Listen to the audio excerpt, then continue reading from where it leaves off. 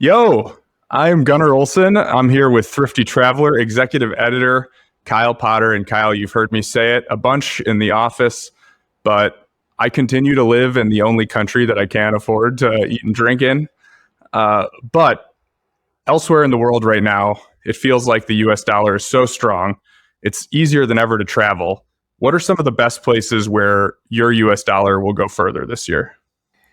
So we wrote a story about this a couple of weeks ago, and the ones that really stand out most, one isn't exactly synonymous with cheap, but there's a reason why you're seeing all of your friends on social media going to Japan right now, because the exchange rate from the US dollar to the Japanese yen is at a near historic high. I mean, just to put this into perspective, pre-pandemic, $1 would get you 100, 110 Japanese yen. That's at 150 right now. So that means everything from your omakase dinner to, amazing cocktails, Asahi and Sapporo beer, ski trip. If you're going up in Hokkaido, I know you're about to jump out of your seat right now and go there. Everything is cheaper right now, which is huge. I just got back from South Africa, where again, the South African rand, the dollar goes further there than ever. We bought bottles of wine for less than a crappy glass, not bottle. Here.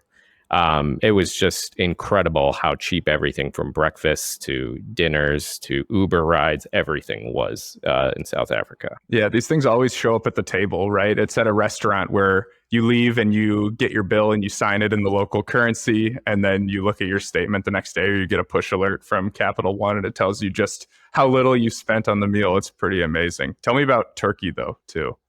Turkey is a mixed bag, and I'm coming at this from the privileged perspective of having been there a couple of years ago and having gone back just a few weeks ago.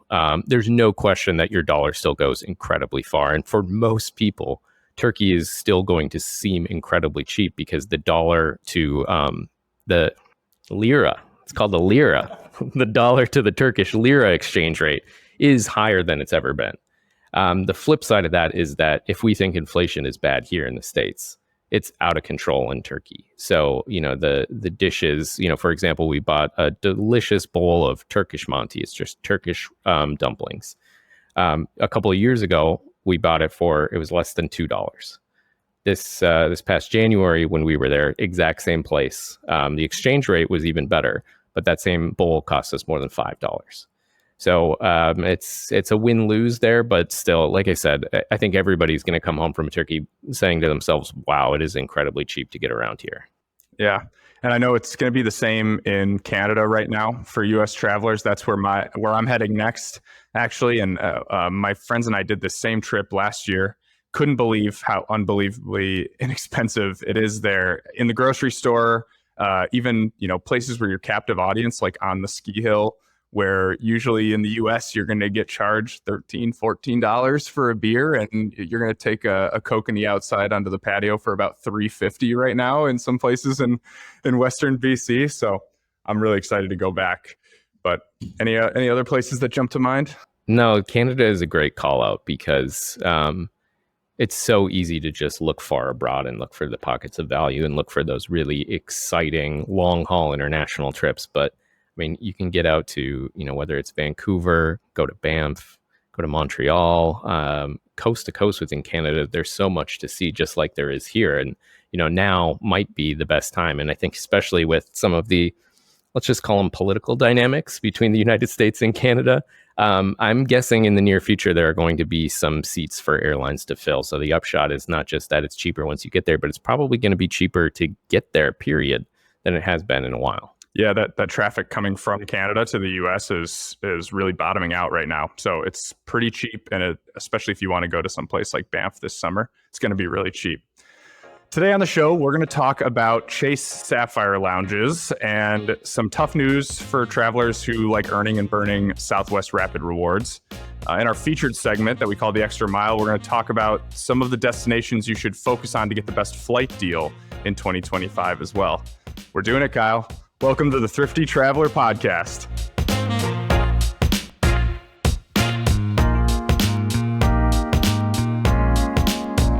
Let's jump into something hot and something cold this week, where we look into the good and the bad news out there for travelers from the last week And we're going to start with something hot, and that's going to be Chase Sapphire lounges.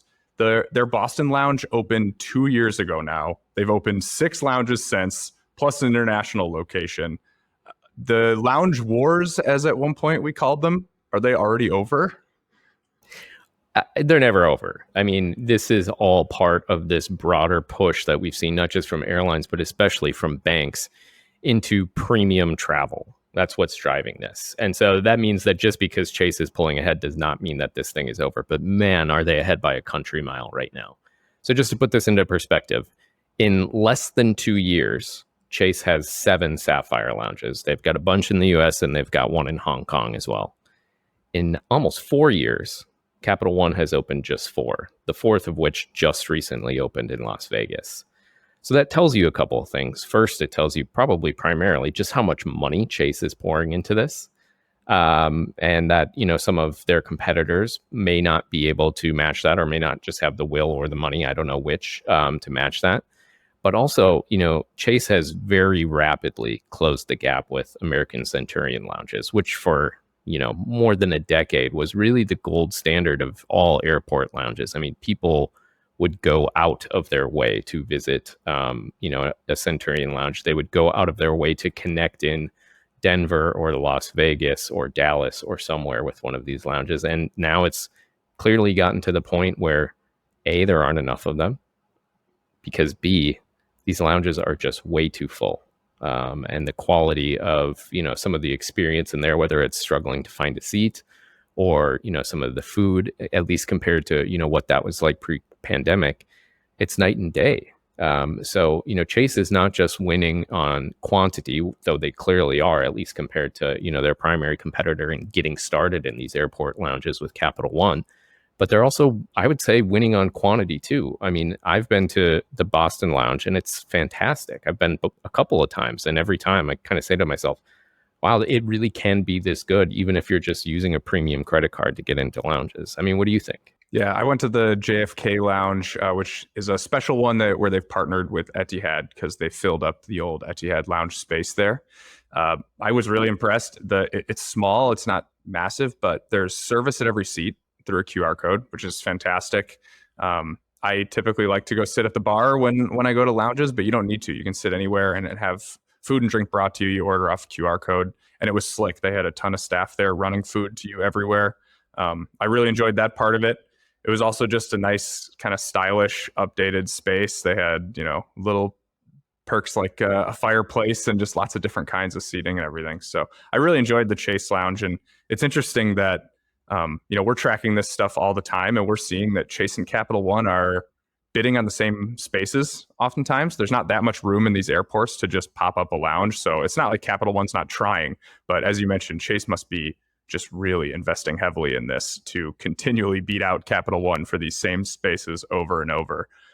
And just imagine what they could have done if they tried to go toe to toe with Amex a couple of years ago, before Amex took up, the best space in almost every single airport in the country.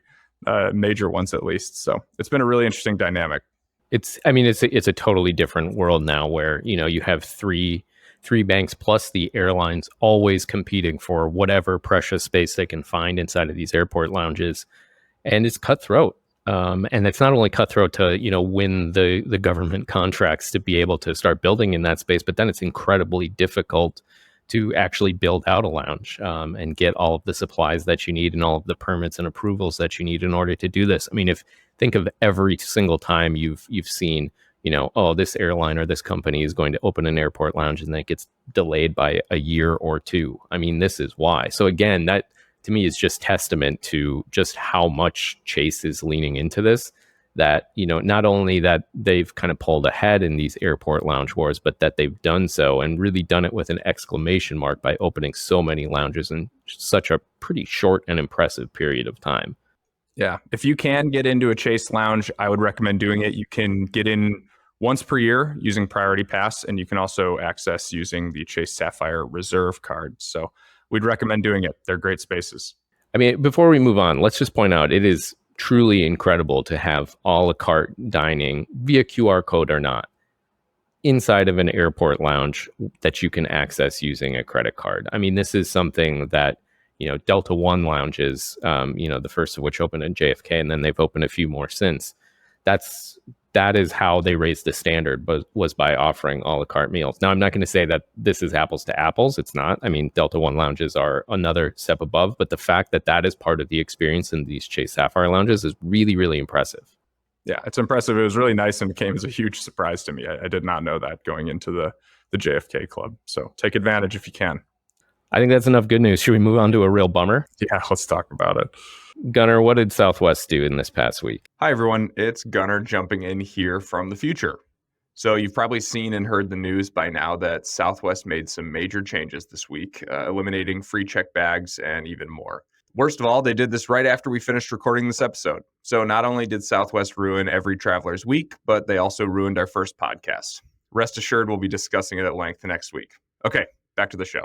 So Southwest, like seemingly every airline, is making it less rewarding to actually fly. What they're doing instead is they're making their top fares, so these business select and anytime fares, the ones where you can actually earn rapid rewards points. But the lowest fares, the ones that I buy and many of you buy out there, those really attractive low fares that still come with 2 checked bags, you're now only going to be earning 2x points per dollar on those fares. So that's a huge cut. They cut it by a third. It used to be able to earn 6x points per dollar. And now, obviously, coming down to 2 is a massive step back.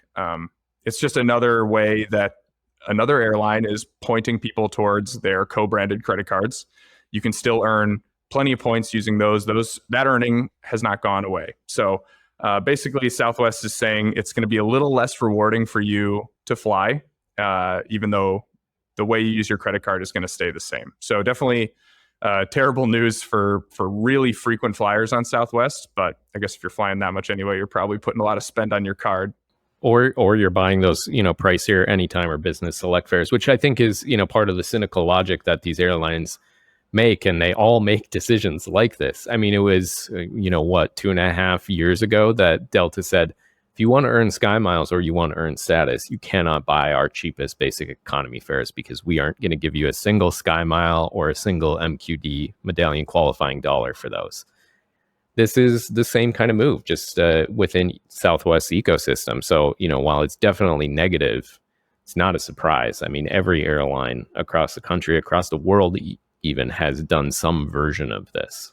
Yeah, it's a little more of the rich getting richer here. The higher fare you buy, the more points you're going to earn. It's the number one travel hack. Don't be poor. It all comes back to the same thing. Oh, this podcast is called the Thrifty Traveler Podcast. We have to do better than don't be poor. That's the very best advice that I could give, but there are plenty of other ways to get around it if you need to. The way I do it, honestly, is just using Chase Ultimate Rewards and transferring them to Southwest. The points I earn through the Chase Sapphire preferred card. That's how I do it. I'm not in the Southwest credit card ecosystem, but if I were to fly Southwest a lot, I might have to consider it now, considering these changes. Yeah, I mean, I'll admit I don't know that I've redeemed a single Southwest Rapid Rewards point, so I'm not exactly crying about this change. It is negative. It's going to be negative for the people who. I mean, if you look up and down a Southwest plane, you have to figure, and I'm pulling this out of my what. You have to figure that 80+% of the people on that plane are booking the cheapest want to get away fares. And they're the ones that are going to be hardest hit by this. And so, even if it's not a person who's earning hundreds of thousands of points a year, this still means that it's going to take 3 times as many trips to accumulate the kinds of points that you need in order to take one of those for nearly free. So that's a real bummer. Yeah. Lots of changes ahead for Southwest. Remember, later this year, they're going to introduce their assigned seating and start selling those fares. I think they said October or November on those when those become available. So this is probably step one in a lot of changes over the next couple of months that we'll be tracking, and we'll bring it all to you, I promise. All right, let's take a quick break for a word from our sponsors. And this week's sponsor of the podcast is us. And Gunnar, you would not believe how cheap these advertising rates are. Anyway, let's talk a little bit about Thrifty Traveler Premium. So we might be biased. We are biased, but I think it's the best flight deal service on the market. Thoughts, Gunnar, and what are you seeing in your inbox recently? I definitely think it's the best flight deal alert service on the market. I'm working with the premium team every single day. So hopefully you all agree. And what I'm seeing in my inbox today are some pretty stunning fares. We have an Inverness, Scotland deal that we just sent. All fares in the 500s, including August for most cities. So that's going to get you to Scotland for your summer adventure. We're also looking at some Southwest fares to Chicago for $78 round trip, including cities like Minneapolis and Cincinnati and Louisville and Nashville. So those fares can take you quite a long way too. And then we also recently just found some Japan Airlines business class availability, flying from the West Coast from Vancouver to Tokyo for 60,000 American miles each way. One of our favorite deals when it pops up, and I swear we're searching for it every single day because we know how much you all like it too. And folks, I'm watching Gunnar scroll through his inbox to look at this stuff. So we're really doing it live here at Thrifty Traveler. Sign up today for Thrifty Traveler Premium at thriftytraveler.com/premium. As a special treat, our podcast listeners can use the promo code TTPOD for $20 off your first year of flight deal alerts. That's thriftytraveler.com/premium, promo code TTPOD, 5 letters, all one word, for $20 off your first year of alerts. All right, it is time for the featured topic of the week, which we're calling the extra mile, where we're going to dive deeper into one aspect of cheap travel. So at the top of the show, we talked about the destinations where when you're on the ground traveling, your dollar goes further during your vacation, right? But there are also destinations you should be looking at to save on airfare. You should start saving on your vacation way before you ever get there. But here's some of the places where you're most likely to find reliably cheap airfare. And Kyle, I think we should each draft a couple of these. Let's each pick 3 of these hot spots, and I'll let you go first. Before I get into it, let's kind of set the table for how we came up with these. And I want to be clear, this is a very subjective list, but it is backed up by our flight deal experts running Thrifty Traveler Premium, including Gunnar here, who search and look at thousands of fares every single day, and find the deals that Gunnar just talked about that make us say, "Holy crap!"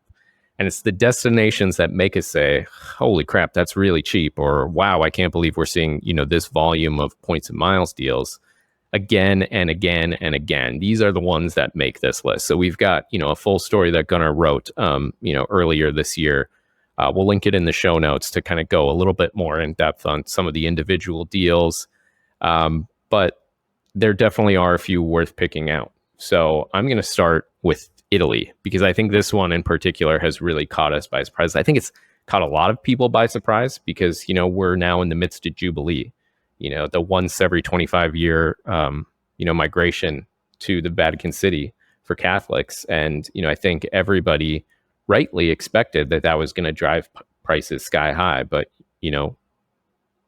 airline prices principally are about one thing: supply and demand. So yes, demand to Italy is high. It's always high. I mean, who doesn't want to go to Italy, right? But what we've seen is that supply of flights has outpaced that. So, we pulled some numbers from Cirium, the aviation analytics company. There are 2,000 more flights between the United States and Italy in 2025 on the schedule than there were in 2024. That's 400,000 extra seats that weren't flying between the United States and Italy this time last year across the year.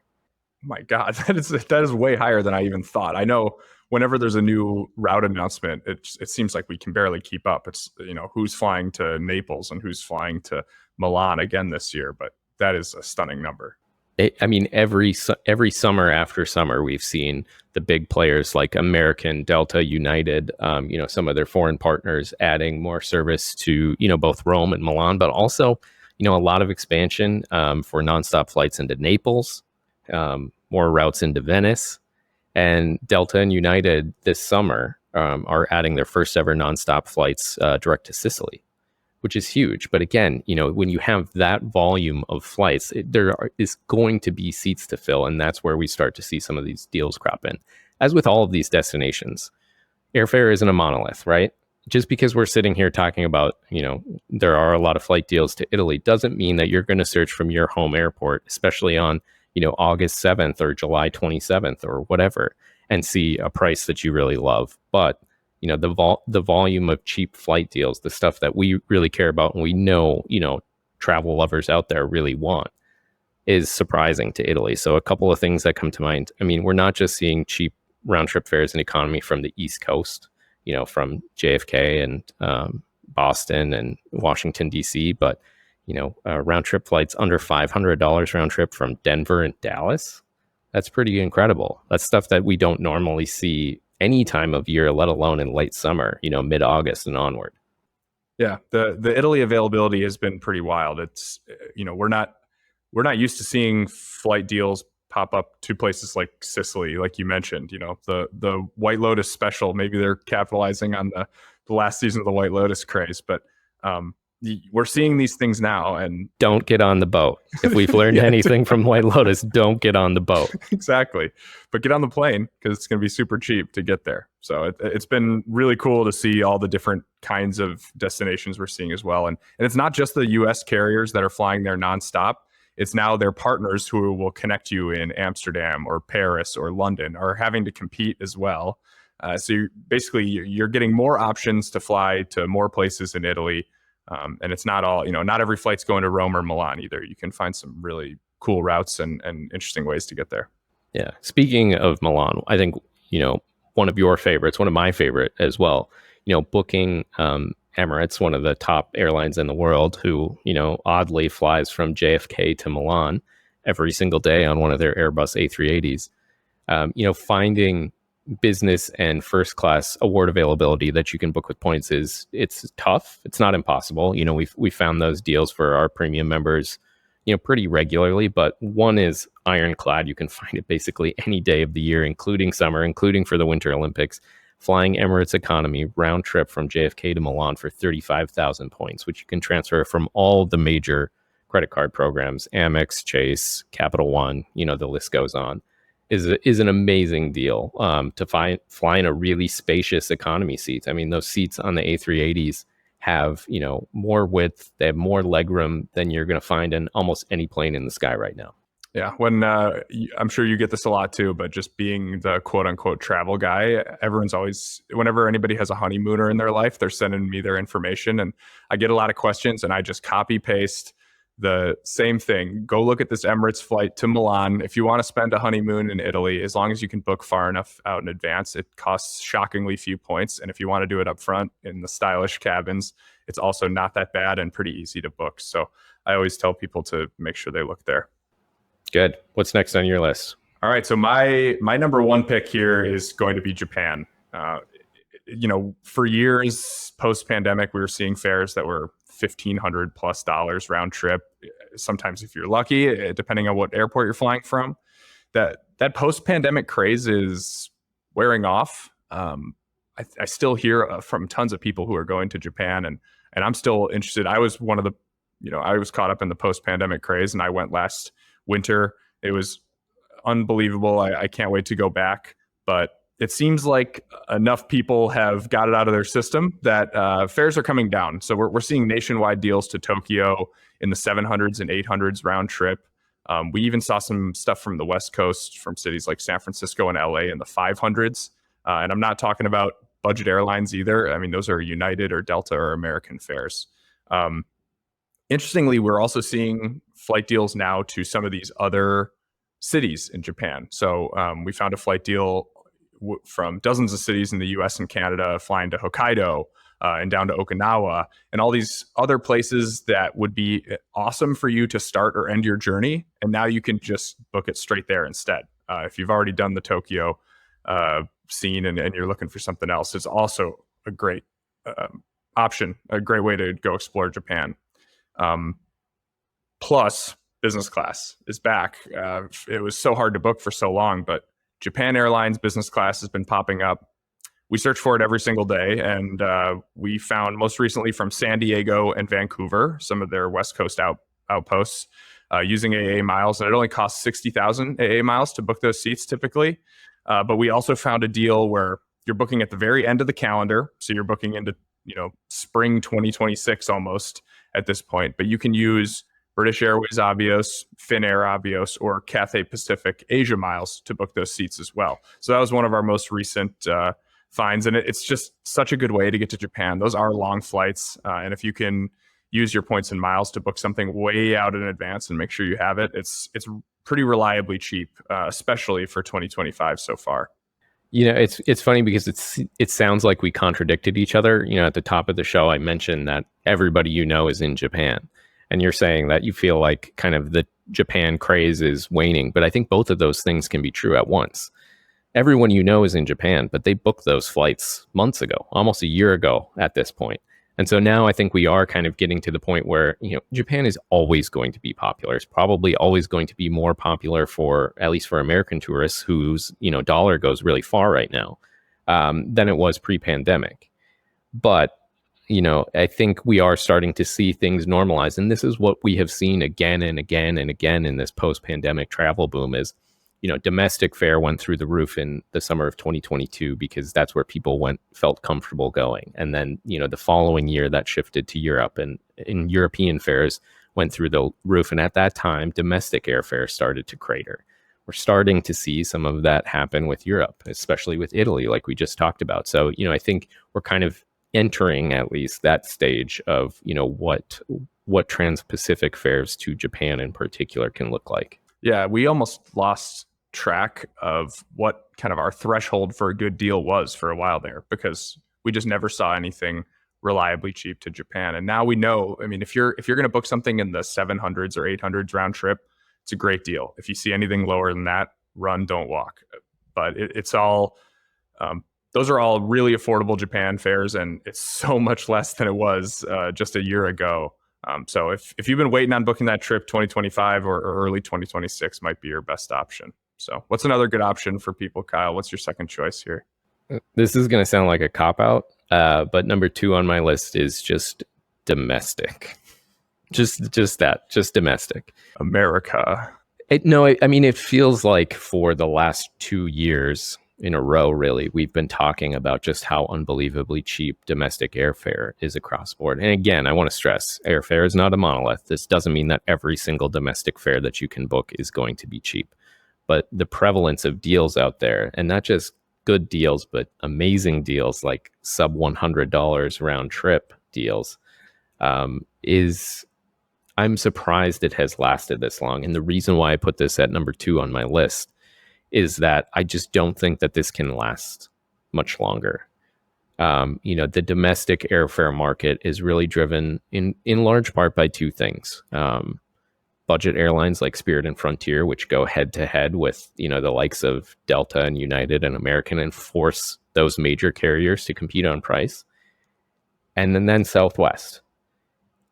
Those 2 dynamics are just so huge with when we see deals. I mean, every single time Southwest comes out with one of its, $59 airfare sales, we see every single major airline in the country respond in kind by slashing prices.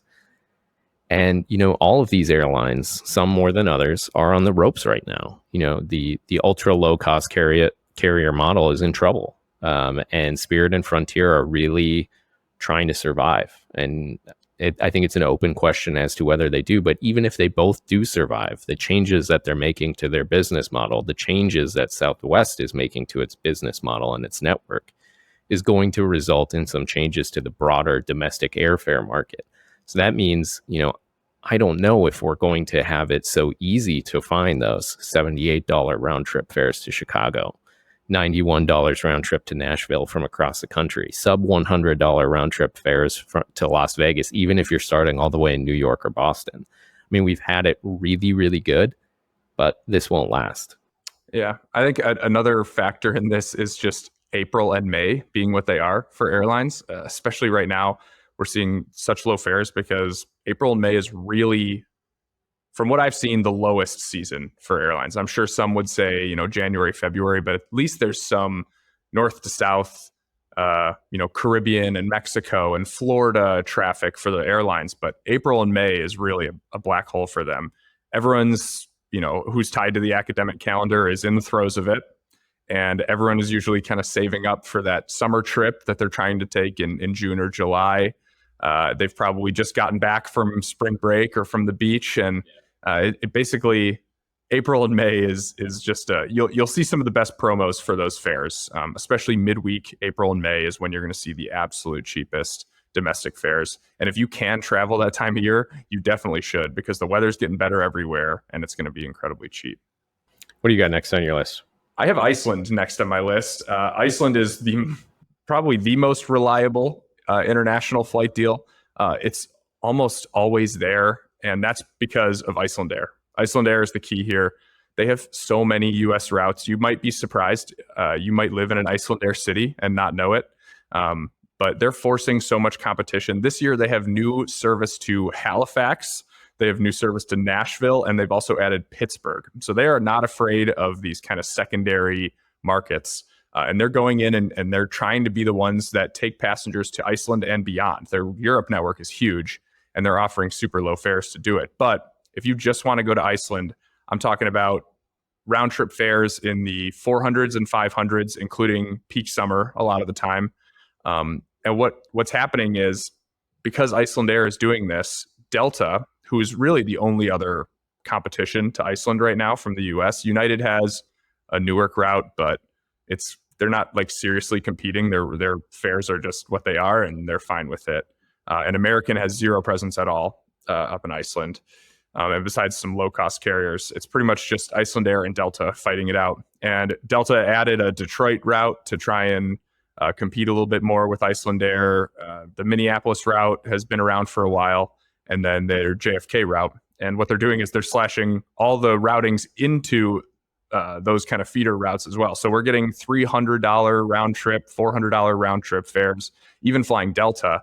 And then the even crazier part is that sometimes Delta just decides out of the blue to make these fares main cabin, even when it doesn't make sense to compete with Iceland Air, whose main cabin is also much more expensive. So it's something to watch. Whenever we send premium deals, we're always making sure to look for it, because sometimes it just pops up out of the blue. Like this week, Detroit flights to Reykjavik are in the main cabin. But Iceland does not, unfortunately, fall into that category of cheap places to travel in. No, you need those savings. Yeah, it is the land of $14 beers. It's an expensive place to drink.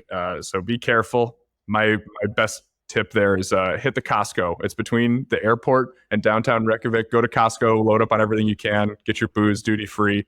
And that's your best way to save money in Iceland. But it's so spectacular. I love it there so much. It's worth every penny when you're on the ground. And if you're just going to pay $400 round trip to go there for the midnight sun in the middle of summer, it's an awesome place to vacation to save some money on flights. I mean, especially when those are the prices that we're occasionally, maybe not regularly, but at least occasionally seeing for a main cabin fare, which means you get a seat assignment. You know, you get to earn Sky Miles if you're flying Delta. You get to earn your way towards Delta status. All of the things that airlines generally now make us pay for the privilege of.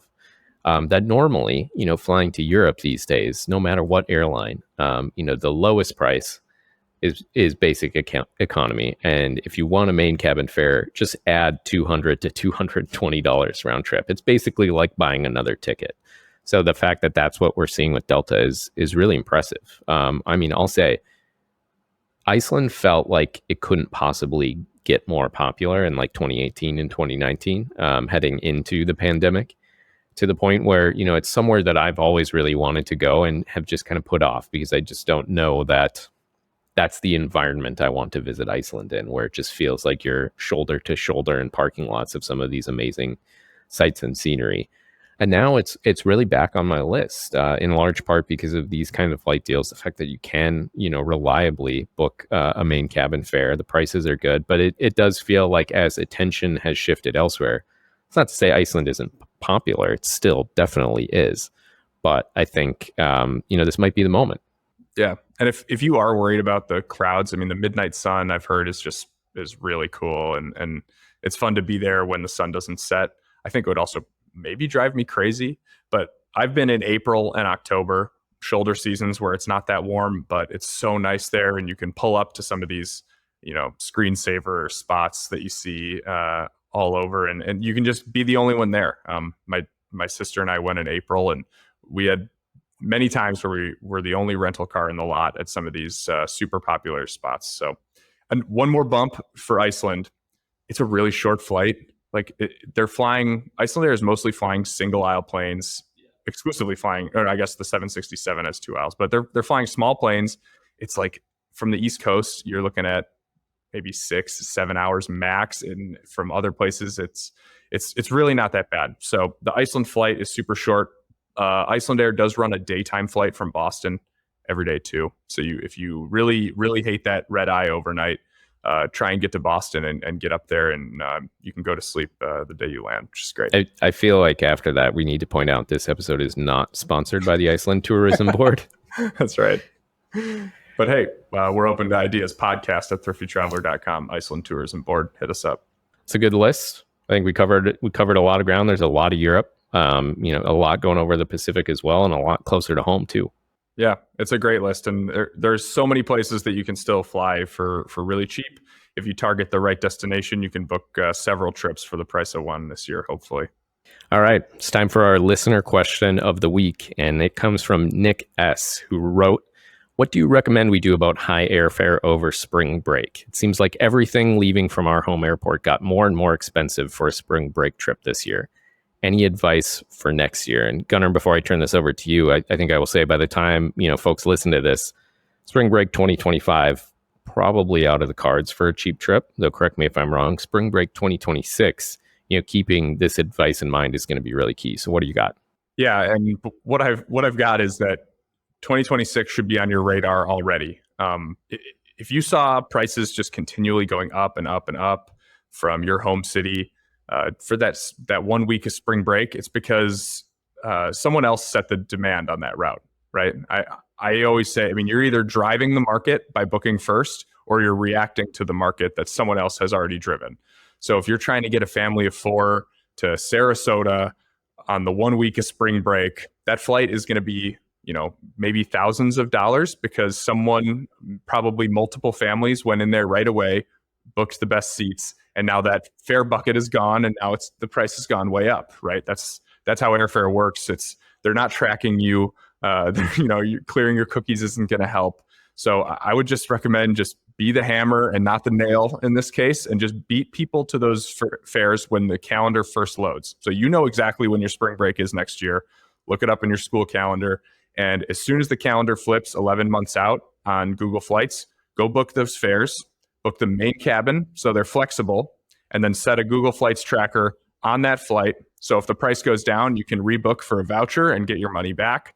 If the price goes up, you get to be laughing, and you're the one on that flight for the very lowest price. So I would just recommend you book right away when that calendar opens, and then just stay on it, right? Keep tracking it. Look for a better option. Look for other options. If something does get cheaper, then you can always book that and dump the old one for a voucher.